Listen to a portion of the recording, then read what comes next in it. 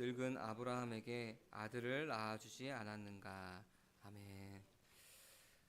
우리 옆사람과 먼저 인사하겠습니다. 우리 함께 예배함이 기쁨입니다. 함께 예배함이 기쁨입니다. 네. 아직도 붙들고 있는 나만의 대안은 무엇입니까? 라는 제목으로 우리 시간 함께 말씀을 나누고자 합니다. 오늘 본문 말씀은 아니지만 제가 이 창세기 21장 말씀을 묵상하면서 구약 성경에 있는 사무엘상 13장의 사건이 떠올랐습니다. 사무엘 13장에 누가 나오냐면은 이스라엘의 첫 번째 왕인 사울 왕이 나옵니다. 이 사울 왕의 안타까운 실패가 사무엘상 13장에 기록되어 있습니다. 무슨 일이 있었냐면은 블레셋 대군이 쳐들어와서 이스라엘이라고 하는 나라가 위기에 처했습니다. 사무엘 선지자는 사울에게 이제 7일을 기다리라라고 말을 하였습니다. 그러니까 제사를 지내기 위해서. 사울은 초조한 마음으로 그 7일 동안 기다렸겠죠. 드디어 약속한 7일째가 되었지만 사무엘은 오지 않았습니다. 적군은 코앞에 있고 두려움에 떨고 있는 백성들은 하나 둘씩 도망치기 시작했습니다. 그때 이제 사울은 왕으로서 결단을 내리기 시작합니다. 치명적인 결단이죠. 사울 왕은 왕은 할 수 없는 제사장만이 할 수 있는 번제를 자신이 직접 드리고자 하는 인간적인 대안을 실행하는 것이 이 사울 왕의 치명적인 실수였습니다. 여러분, 근데 이 사울 왕이 번제를 드리고 나서 거짓말처럼 사무엘이 나타났습니다. 사무엘이 지금 무엇을 하고 있느냐라고 묻죠. 근데 사울 왕은 제가 잘못했습니다 라고 고백한 것이 아니라 제가 뭐라고 변명하냐면은 부득이하여 번제를 드렸습니다. 7일 만에 온다고 그래놓고 너가 안 왔으니까 내가 부득이하게 전쟁을 치러야 되니까 부득이하게 번제를 드렸습니다 라고. 여러분, 부득이하다, 어쩔 수 없다, 이것이 최선이었다, 지금 이 상황에서 내가 할 수 있는 것을 다 한 것이다 라고 이야기한 겁니다. 여러분들, 근데 성경은 그 선택을 가지고 그 행동을 가지고 뭐라고 얘기하면은 망령된 행위다 라고 이야기합니다. 그 결과 사울 왕은 하나님께 버림받는 길을 가게 되는 것이 이제 사울 왕의 모습이었죠. 함께하는 교회 성도 여러분, 오늘 우리는 이 사울의 모습 속에서 또 우리가 앞으로 나눌 아브라함의 모습 속에서 우리의 모습을 좀 발견했으면 좋겠습니다. 우리 역시 우리의 인생의 위기 앞에서 혹시 길어지는 하나님의 침묵 앞에서 우리가 이렇게 자주 반응하고 있지 않습니까? 주님, 내가 기다릴 만큼 기다렸으니 이제 내 방식대로, 나의 방식대로 하겠습니다. 그럼 우리는 이것을 뭐라고 얘기하냐면은 현실적인 대처다라고 이야기하죠. 또 나의 지혜다라고 이야기합니다. 근데 성경에서는 이걸 뭐라고 얘기하냐면은 이런 모습을 냉정하게 불신앙이라고 얘기합니다. 하나님 없이 내 방법대로 내 대안을 가지고 행한 거죠. 여러분, 하나님이 주시지 않는 해결책을 내 손으로 만들려고 하는 이 조급함, 그것이 우리가 가지고 있는 죄성의 모습이다라고 합니다. 오늘 본문의 주인공인 아브라함과 사라도 정확하게 이 문제 가운데 놓여 있었습니다. 하나님은 아들을 주시고자 약속하셨지만 무려 25년, 7일도 아니고 25년 동안 하나님께서는 침묵하셨습니다. 여러분, 그 긴 세월을 견디다 못해서 사라는 사울왕 같은 그런 선택을 하죠. 뭐죠? 인간적인 방법을 선택하는데 우리가 새벽기도 때 나눴죠. 자신의 여종인 하갈을 통해서 이스마엘을 얻고자 하는 인간적인 대안을 선택해서 만들어냈습니다. 여러분, 그들은 13년 동안이나 그 아들 이스마엘을 보며 이것이 하나님의 응답일 것이야 스스로 위로하며 살았습니다. 하지만 여러분, 오늘 본문은 그 인간이 만든 대안과 하나님이 주시는 그 참된 약속이, 그 말씀이 정면으로 쾅 하고 부딪히는 모습들을 우리에게 보여줍니다. 그리고 오늘 말씀에서 우리에게 이렇게 묻는 것 같습니다. 사울처럼 그리고 아브라함처럼 너가 하나님보다 더 꽉 붙들고 있는 너만의 대안은 무엇이냐? 여러분, 오늘 이 시간 나만의 대안을 하나님 없이 내가 붙들고 있는 나만의 대안을 발견하시는 시간 되기 원합니다. 그래서 그것을 내려놓고 우리가 하나님의 말씀을, 또 하나님을 붙잡는 시간이 되기를 주님의 이름으로 간절히 축복합니다. 오늘 우리가 함께 읽은 말씀은 그 25년의 기다림 끝에 마침내 그 약속이 성취되는 아주 감격스러운 장면으로 시작합니다. 우리 1절과 2절 말씀입니다. 같이 한번 읽어보겠습니다. 주님께서는 말씀하신 대로 사라를 돌보셨다. 사라에게 약속하신 것을 주님께서 그대로 이루시니 사라가 임신하였고 하나님이 아브라함에게 약속하신 바로 그때가 되니 사라와 늙은 아브라함 사이에서 아들이 태어났다. 아멘. 뭐라고 이야기하죠? 21장 1절 말씀 시작에 주님께서 말씀하신 대로, 그리고 아브라함에게 약속하신 바로 그때가 되니라고 말합니다. 하나님께 말씀하신 대로입니다.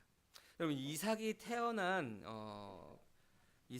결정적인 이유가 하나님께서 나에게 많은 자손을 주시겠다 약속하셨으니 내가 내 건강을 잘 챙겨서 철저히 관리해서 내가 하나님의 그때에 내가 아들을 낳아야지 하고 열심히 몸 관리를 했기 때문에 이삭이 나왔습니까? 아니죠.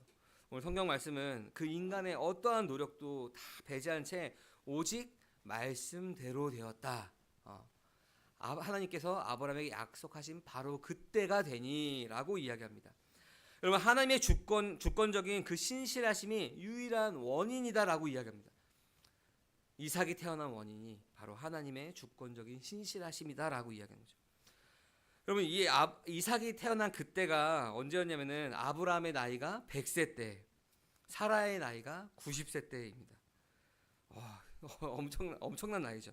사도 바울은 이 로마서 4장에서 이 아브라함과 사라에 대해서 뭐라고 표현하냐면은, 나중에 로마서 4장 한번 읽어보시면 합니다. 로마서 4장에서 이들의 상태가 자기의 몸이 죽은 것과 같다, 사라의 태가 죽은 몸과 같다라고 표현합니다. 그러니까 이 100세 때, 90세 때 그 아브라함의 몸이 죽은 것과 같고 사라의 태가 죽은 것과 같은 그때에 하나님께서 일하셨다라고 합니다.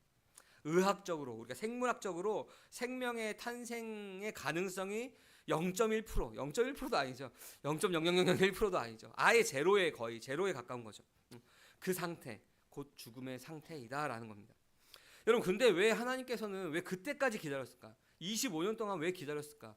하나님이 아브라함에게 그 약속을 하실 때, 그 75세 때 나타나셨을 때 그 다음에 그 약속을 이루셨으면 참 좋겠는데 왜 굳이 25년을 기다리게 하셨을까? 여러분, 아브라함이 조금이라도 한 살이라도 젊었을 때, 혹은 뭐 76세 때나 혹은 이스마엘이 태어나기 전에, 우리가 그런 생각이 있죠. 이스마엘이 안 태어났으면 한 생각도 있는데, 이스마엘이 태어나기 전에 80세나 뭐 84세 많이 양보해도 그때쯤 태어났으면 좋았을 텐데 왜 하필 그 몸이 다 죽어가는 그 장작개비처럼 그 메말랐을 때까지 하나님께서 침묵하셨을까? 여러분, 그 이유는 분명하죠. 이 일을 한 사람은 바로 사람이 아니라 하나님이심을 나타내시기 위해서입니다. 그럼 만약에 아브라함이 뭐 75세나 76세나 80세 때 이삭을 낳았다면은 여러분 이렇게 생각하지 않았을까요? 제가 그때 그 하나님의 약속을 잡고 이삭을 낳았다면은 이렇게 생각했을 것 같습니다. 내가 아직 좀 쓸만한데 아직은 아들을 낳을 수 있는 힘이 있구나. 내 건강 관리 잘했구나. 여러분, 이 인간은 자신의 힘이 손톱만큼이라도 있다면은 그 하나님의 영광을 가로채려고 하는 교만한 존재가 바로 이 사람이라는 겁니다. 그래서 하나님은 우리의 힘이 다 빠질 때까지 내 자랑, 내 가능성이 그 죽음의 상태가 될 때까지 기다리시는 것. 그때 하나님께서 일하실 수가 있는 것입니다. 여러분, 마침내 이 불가능을 뚫고 이 아들 이삭이 태어났을 때 아브라함은 그 아들을 이삭이라고 짓죠. 다들 알다시피 이 이삭이라고 하는 이름의 뜻은 뭐죠? 웃음이라는 뜻입니다. 여러분, 창세기 17장에 보면은 하나님이 아들을 주시겠다라고 할 때 아브라함이 이렇게 엎드려서 어떻게 표현하죠? 킥킥킥 하고 웃죠. 내가 아들을 이 나이에 차라리 저 종에게 하나님께서 일하셨으면 좋겠다라고 생각했던 게 그 아브라함의 모습이죠. 창세기 18장에서 어떻죠? 사라도 그 장막 뒤에서 어떻게 했죠? 어떻게 아들을 낳지 하고 웃는 거죠. 여러분, 그 웃음은 기쁨의 웃음. 우리에게 드디어 하나님께서 아들을 주신대 하고 그 기쁨의 웃음이 아니라 어떻게 아들을 낳을 수 있을까 하는 비웃음이었죠. 내 나이가 몇 살인데. 여러분, 근데 그 웃음이 오늘 본문 21장에서 완전히 다른 웃음으로 바뀝니다. 6절 말씀에 이렇게 말씀하시죠. 우리 같이 한번 읽어볼까요? 사라가 혼자서 말하였다. 나와 같은 늙은이가 아들을 낳았다고 하면 듣는 사람마다 나처럼 웃지 않을 수 없겠지. 아멘. 나 같은 늙은이가 아들을 낳았다고 하면 듣는 사람마다 나처럼 웃지 않을 수 없겠지. 나처럼 비웃는다는 것이 아니라 그 비웃음을 하나님께서 기쁨으로 바꿔주신 거예요. 하나님이 하신 일들을 사람들이 같이 알고 웃는 것이죠. 여러분, 이 불신앙의 비웃음이 하나님의 능력 앞에서, 그 말씀 앞에서 경이로운 탄성으로, 찬성으로 바뀐 것입니다. 여러분, 허탈한 이 비웃음이 터져나오는 감격의 웃음으로 바뀐 것입니다. 여러분, 이것이 하나님의 일하심의 모습입니다.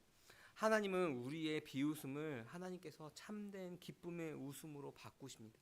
마치 역전의 하나님이시죠. 확 뒤집어 버리시는 거죠. 우리는 비웃지만 하나님은 그것을 이끌어 가셔서 결국엔 웃음으로 만들어내시는 것입니다. 여러분, 사랑하는 성도 여러분, 우리의 삶에 도무지 해결될 것 같지 않은 그 문제가 있습니까? 야, 나는 이제 더 끝났다. 이제 나에게 더 이상 방법이 없구나라고 생각하는 그 절망의 여러분 지점에 있습니까? 그때 여러분 낙심하지 마십시오. 오히려 여러분 기대해야 됩니다. 내 능력이 끝난 그 자리가 바로 하나님의 역사가 시작되는 바로 출발점이 그 자리이기 때문에 그렇습니다. 여러분, 나의 불가능은 하나님의 전능하심을 보여줄 최고의 무대가 되는 것입니다. 하나님은 여러분의 말라버린 그 삶에 찾아와서 기어이 그것을 찬양의 웃음으로 터뜨리게 하실 것입니다. 여러분, 그 하나님을 여러분 신뢰하시기를 주님의 이름으로 소망합니다. 여러분, 그런데 이제 그 불가능 가운데 하나님의 말씀대로 이삭을 태어나게 하시고 그 비웃음을 기쁨의 웃음으로 바꾸게 하셨죠. 이제 하나님의 약속이 성취되어서 그 가정 안에 기쁨이 넘쳐야 할 것 같은데 오히려 심각한 갈등이 폭발하게 됩니다. 그런데 라고 이제 9절 말씀에서 시작을 합니다. 우리 9절 말씀 같이 한번 읽어볼까요? 그런데 사라가 보니 이집트 여인 하갈과 아브라함 사이에서 태어난 아이들이 이삭을 놀리고 있었다. 아멘.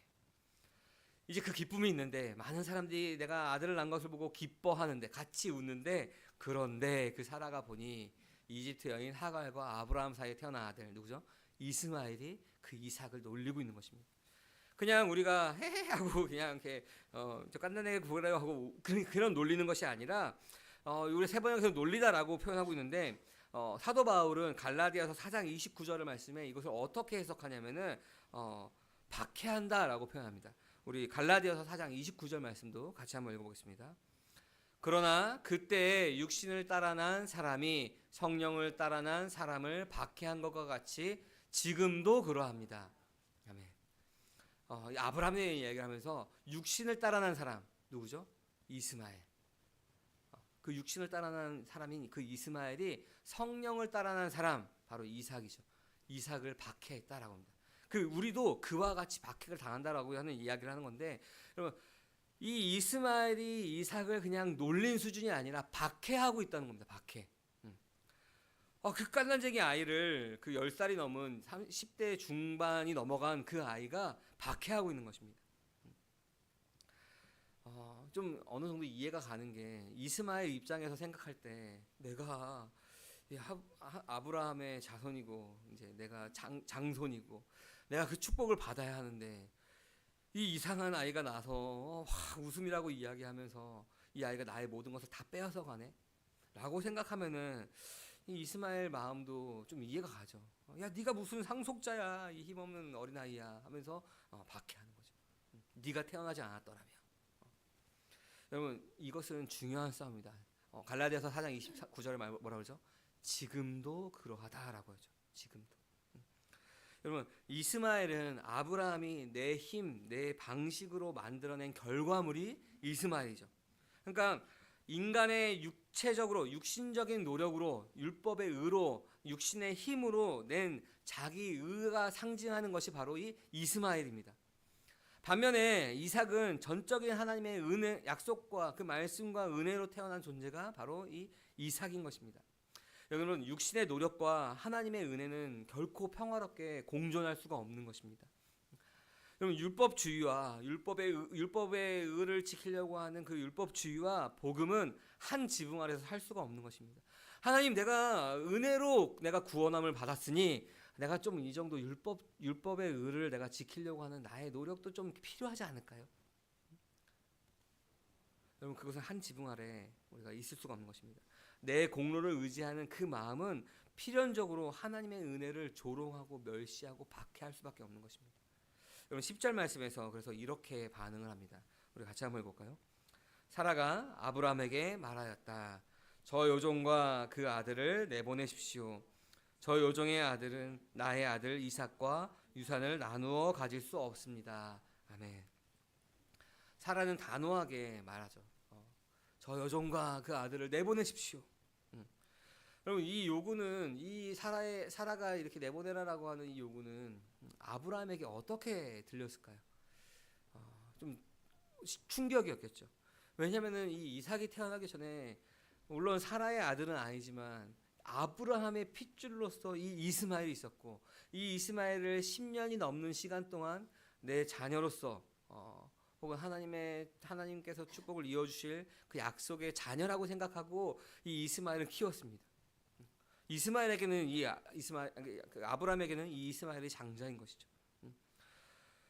그래서 11절에 보면은 뭐라고 얘기하면은 아브라함이 이 일로 근심했다라고 이야기합니다. 얼마나 근심했을까요? 당연하죠. 당연합니다.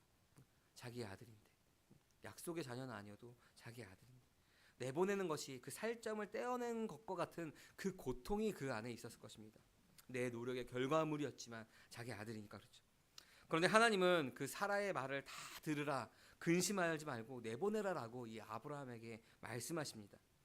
여러분, 하나님이 비정해서 그런가요? 많은 사람들이, 믿지 않는 사람들이 이 모습들을 보고 사랑의 하나님이 왜 품지 않고 그를 내보낼까?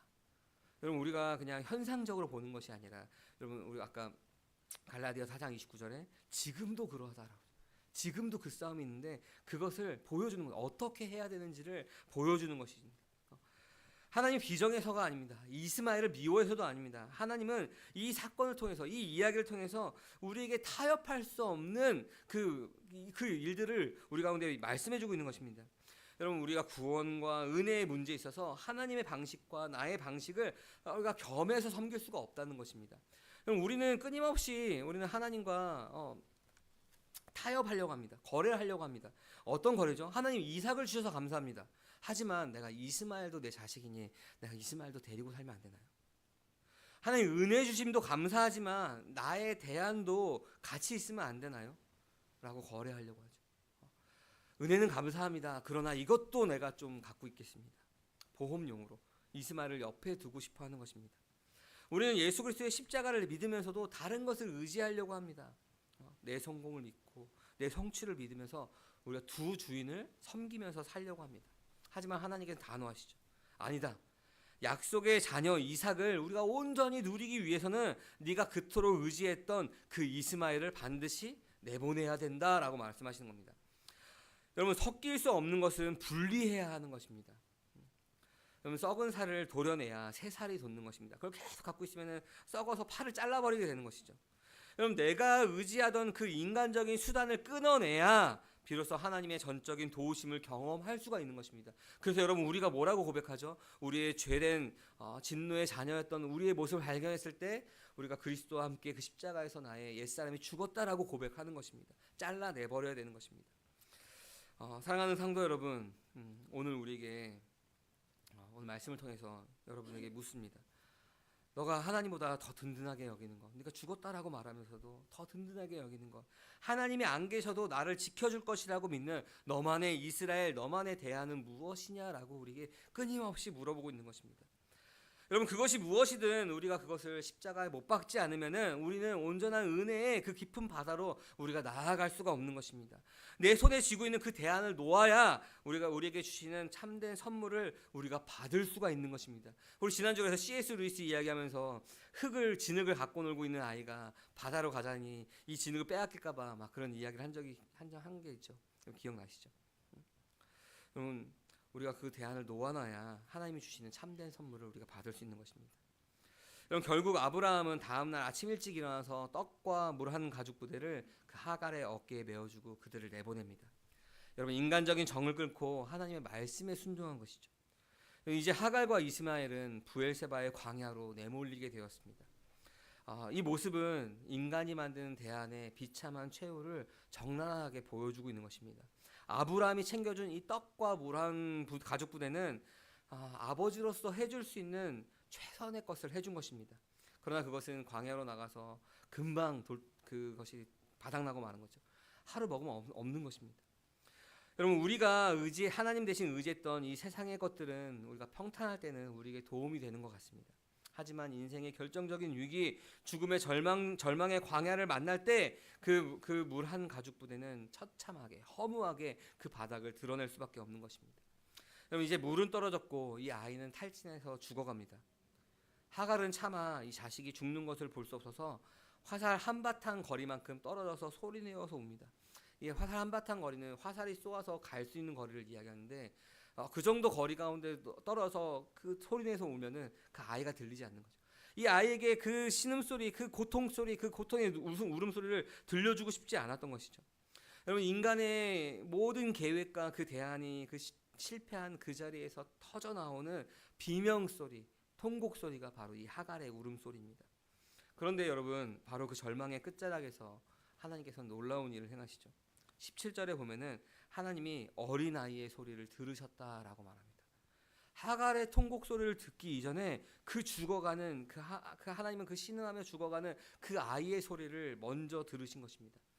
여러분, 우리가 잊고 있는 것이 있는데, 잊어버린 것이 있는데 뭐냐면은 이스마엘의 이름의 뜻이 무엇인지 여러분 우리가 잊어버렸습니다.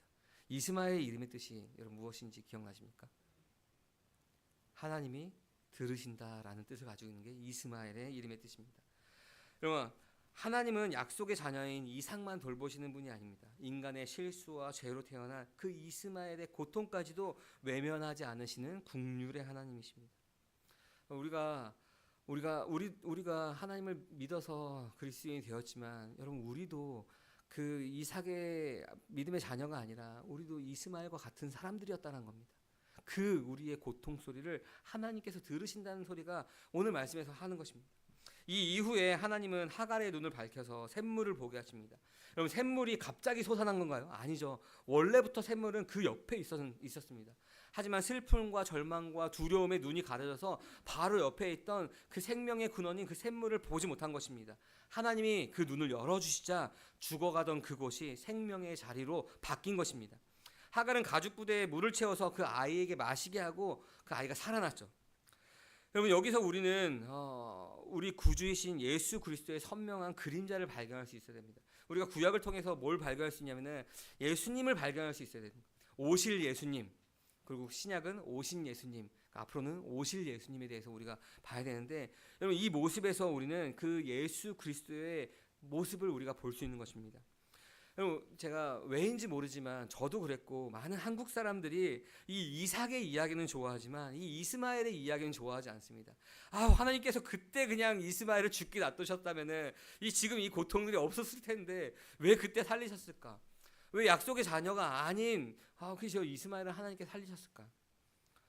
여러분, 그래서 이스마엘 살린 것들이 때로는 우리가 불편하게 들리기도 합니다. 그래서 여러분, 이 말씀을 읽을 때 한번 생각해 보세요.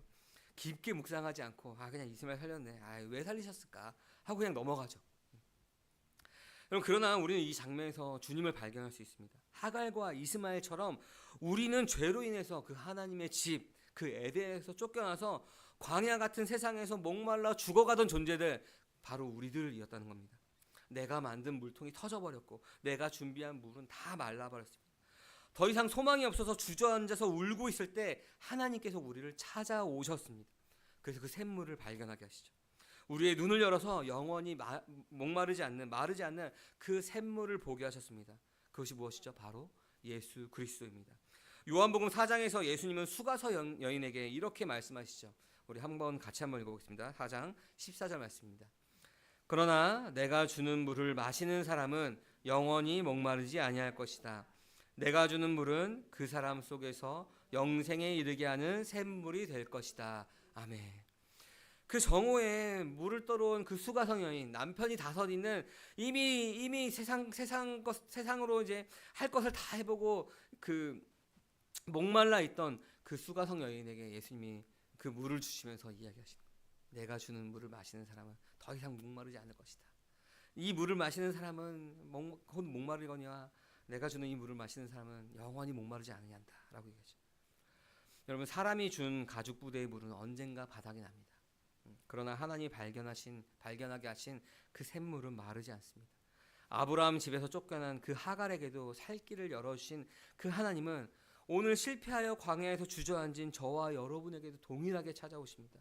여러분, 우리가 의지했던 그 이스마엘이 떠나간 그 빈자리에 하나님은 세상이 줄 수 없는 하늘의 그 생명수로 우리를 채우시길 원하십니다. 여러분, 우리의 계획이 실패했다고 해서 하나님이 우리를, 저와 여러분을 버리신 것이 아닙니다. 오히려 그때가 진짜 생수를 마실 기회가 되는 것입니다. 여러분, 말씀을 정리하겠습니다. 많은 이야기를 했는데 오늘 21장을 통해서 두 가지 웃음과 두 가지 물을 통해서 봤죠. 하나는 하나님의 약속을 믿지 못해서 비웃었던 그 비웃음이 하나님의 은혜로 기쁨의 웃음으로 바뀐 모습을 보았습니다. 또 하나는 금방 말라버리는 그 가죽부대의 물이고, 그 가죽부대의 물이 말라버리자 하나님은 그 신음소리를 들으시고 죽어가는 사람을 살리는 그 광야의 샘물을 보게 하셨습니다. 사랑하는 성도 여러분, 하나님은 여러분에게 비웃음 대신 참된 웃음을, 마를 물 대신 영원한 샘물을 주시길 원하십니다. 이 은혜를 누리기 위해서 우리가 반드시 거쳐야 할 그 결단의 과정이 있습니다. 바로 내 손에 쥐고 있는 나만에 대한 그 이스마엘을 내려놓는 것입니다. 여러분, 우리의 옛사람은 그리스도와 함께 십자가에 죽었다라고 우리가 갈라디아서 2장 20절과 로마서 6장 11절을 통해서 우리는 우리의 입으로 고백하고 결단하였습니다.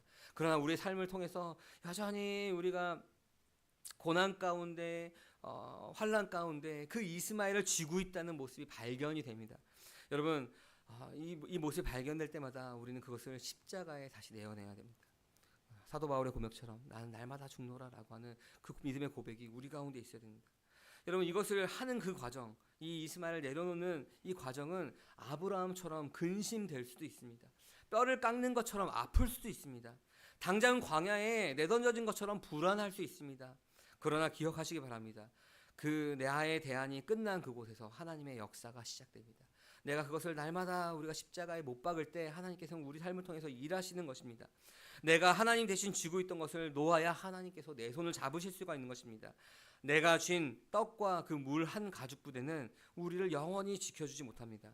오직 하나님이 주시는 샘물, 예수 그리스도의 은혜만이 우리를 영원히 살게 하는 것입니다.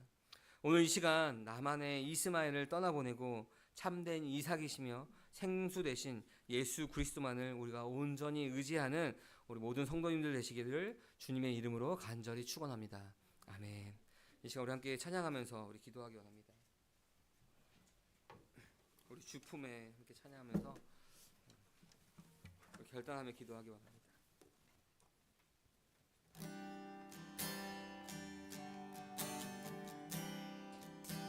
주품에